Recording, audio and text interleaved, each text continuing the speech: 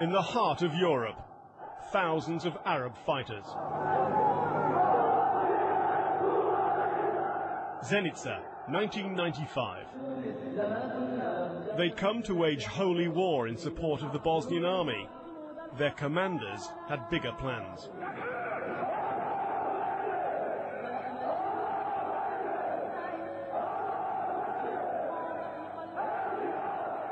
The Bosnian president, Alija Izetbegović, had formed a local, purely Muslim brigade.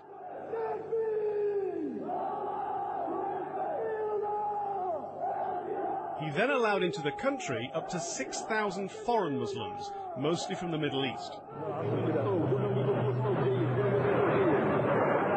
Some mixed into the Muslim brigade. Some fought in their own unit called the Mujahideen. They committed many atrocities. The tapes Sky News have obtained include beheadings and signs of torture. Their headquarters was this ruined factory, a fearsome place then. Memories die hard. Our approach was viewed with great suspicion. We've been refused permission to film, our car number plates have been noted down, and the guards are already on their mobiles. This is a story a lot of people don't want to be told. And why? It's because of the hundreds of Mujahideen who used to be down there. Well, some of them are still round here. Our information is that at least dozens of Mujahideen, possibly hundreds, stayed on.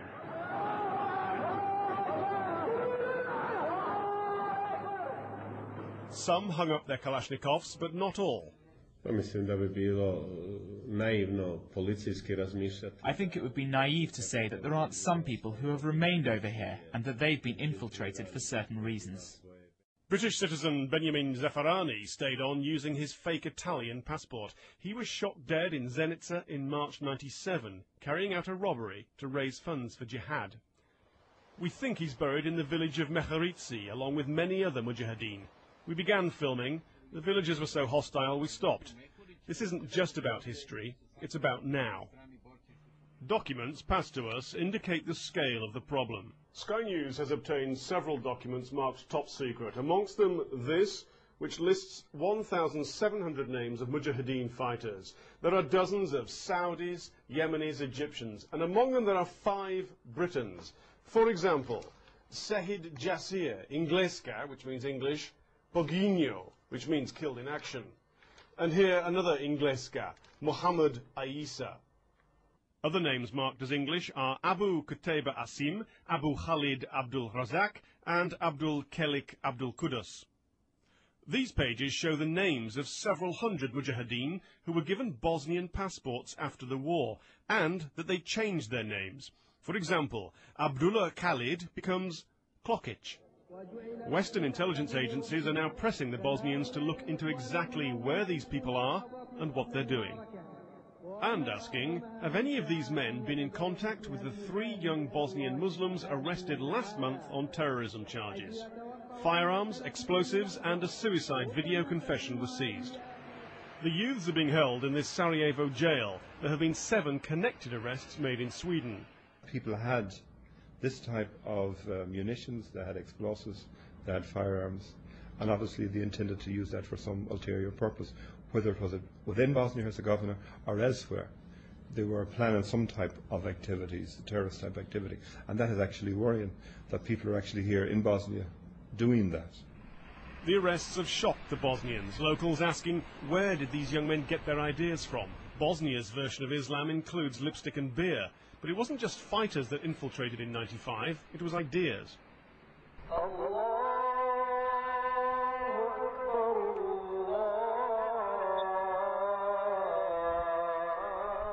In the shadow of the war-scarred apartment blocks has risen the country's biggest mosque, the King Faisal Al Saud, built with Saudi money. This mosque has nothing to do with terrorism, but it does expound the radical Saudi Wahhabi Islam, which elsewhere has been interpreted as calling for jihad. In Sarajevo now, the influence of Saudi ideas can be found all over the city. Until the Wahhabis arrived, you couldn't find Bosnian Muslims sporting beards like this, wearing clothes like these, or believing ideas such as those leading to the arrest of the young local men. Radical Islam is attempting to plant deep roots in the community, even if it's an uphill battle. This side of Bosnia far more represents where the country is, both geographically and culturally. But the seeds for change were planted back in '95.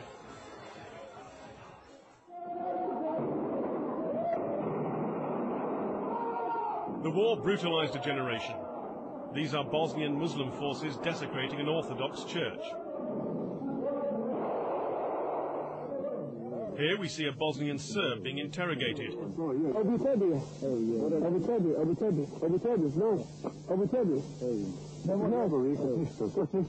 He knows his fate. We see him later partially beheaded.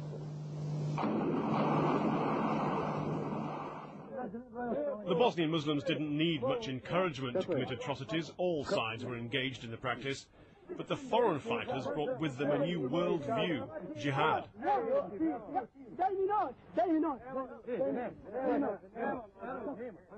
Here an Arab man tries to persuade his Bosnian colleagues to let him kill Serb prisoners.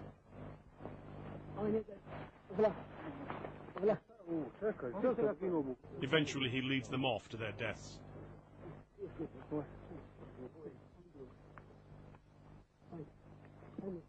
There were some serious players sent to Bosnia, among them the man who planned 9/11, Khalid Sheikh Mohammed, and Abu Suleiman al-Maki, here on the right of Osama bin Laden. One reason he's sitting down, he was shot in the legs in Bosnia. British Muslim convert Andrew Rao, jailed this year on terrorism charges, was also in Bosnia in the mid-90s. Mirno! Nadesnora! Nice! Mirno! Pozdrav! Bosnian Serb Police headquarters has been tracking the jihadists. Officers here, many of whom fought against the Mujahideen, believe vital years were lost after the war because there was no unified force covering the whole country. They claim the long-term aim is the radicalization of the whole region's Muslims. The main aim for them is be infiltrated in our society here to produce a lot of elements as a potential for logistics and some operational support for their units, elements, parts, individuals as a potential threat for Europe. The Mujahideen video shows their flag planted in Bosnia and speaks of spreading their jihad. At the end of the war, many of these men marched off to other conflicts. They tried to use Bosnia as a launching pad. So far, they've failed. But Bosnia is a useful place to hide, plan and move. It's why some stayed on. Tim Marshall, Sky News, Central Bosnia.